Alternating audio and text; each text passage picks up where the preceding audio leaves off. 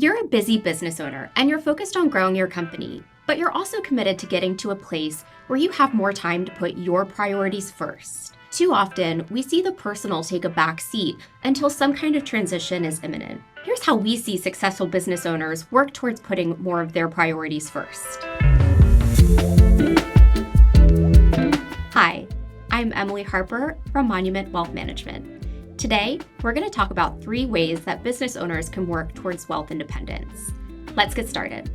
Number 1, building wealth outside of your business. There's no doubt that your business is probably the most valuable asset that you have when it comes to building lifetime wealth. But too often, we see business owners really wait to benefit or capitalize from that until some kind of sale event is on the horizon or some point in time where they can take a major amount of liquidity out of the business. And the risk in that approach is, what if that amount isn't what you expected or needed or planned for when it comes to funding your lifestyle and those goals that you've been thinking about while you're working hard to build your business? If you're planning for a lifestyle and goals that are going to cost $20 million over a lifetime, but you only sell for $10 or $15 million, what would you have to sacrifice, or how would that feel to not have that amount of wealth that you were really counting on? Instead, we see successful business owners work on allocating their income and building wealth outside of their business over time, and not all at once in some home run kind of event. So as you're thinking about building wealth outside of the business, you'll want to look at things like retirement plans for business owners. Yes, there are 401ks, but there are also plans like cash balance pension plans that allow you to defer a lot more income, save a lot more year to year inside of that specific vehicle. Now, they're not right for everyone, but they can be a meaningful way to build wealth. You could also look at things like investing in just building up a brokerage account or portfolio of liquid investments or things that produce income. Having another income stream outside of your business can go a long way in giving you the flexibility and time to put more of your priorities first. And finally, your business decisions and your personal decisions are so closely connected as a business owner. So always be thinking about the personal and don't put that on the back burner when you're making business decisions, especially those decisions around distributions or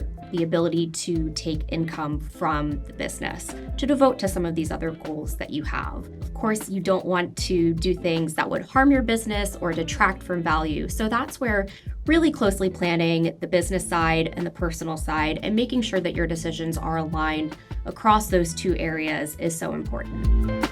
Second, don't discount the importance of the basics. So as a business owner, there are a lot of risks that you could face in life. And these aren't fun, glamorous things to talk about, but they are a reality and they can be very disruptive if they happen. Things like death, disability, liability, divorce.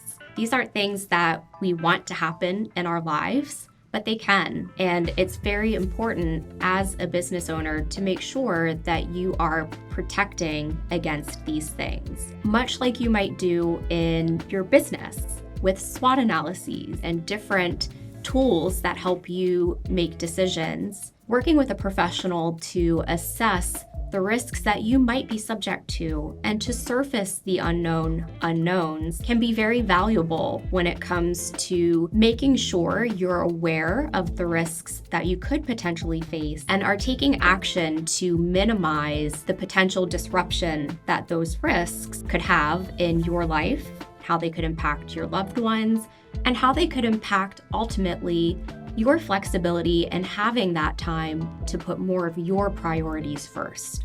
There are 2 big buckets that we tend to think about here, or 2 ways that you can take action to minimize or mitigate or at least plan for some of these risks.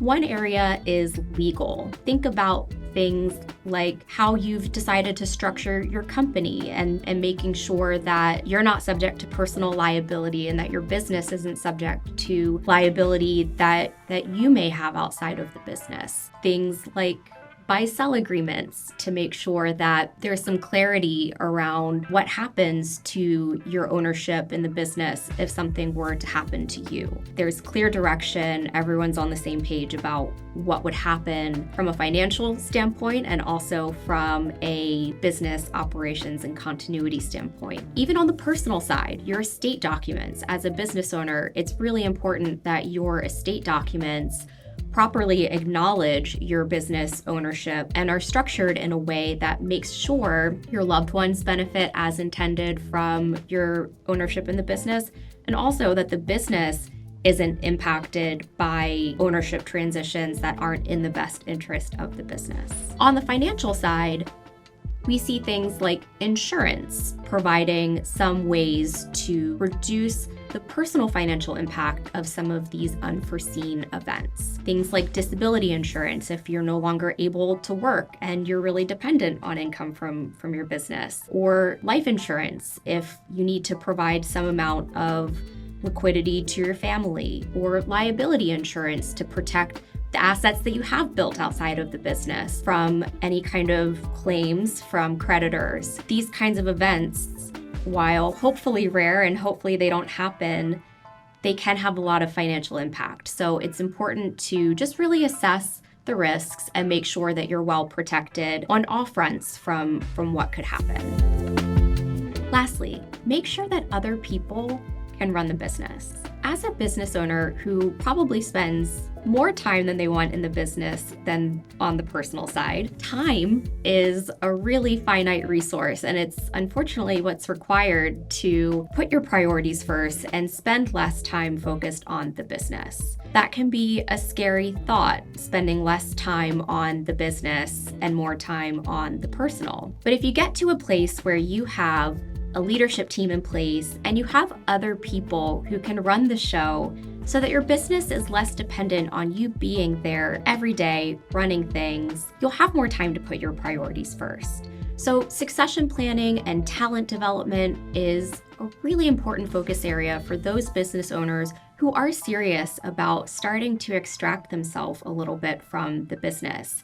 You want to have people in place that you can trust to do things the way that you would and to continue to create value in the business. On the topic of value, if you have a succession plan in place, if you have a leadership team in place who are able to continue to drive success in the business, that could be very valuable to a potential buyer in the future if an exit event is on the horizon for you. Having a little bit more at exit could allow you to really have that lifestyle that you've been working so hard for and planning for. So it's always a good thing to have leadership and succession in place. The other piece of that to enable that is having replicable documented processes. It's hard as a business owner to trust that people are going to just inherently do things the way that you do.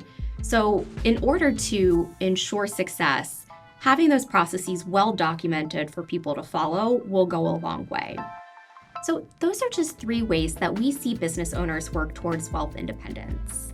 If you'd like to learn more about how we help business owners at Monument Wealth Management, check out our website. The link is in the description below. Be sure to subscribe to our YouTube channel for more educational content around wealth planning, and subscribe to our newsletter for more monthly insights. The link is also in the description below. I'm Emily Harper, and I'll see you next time.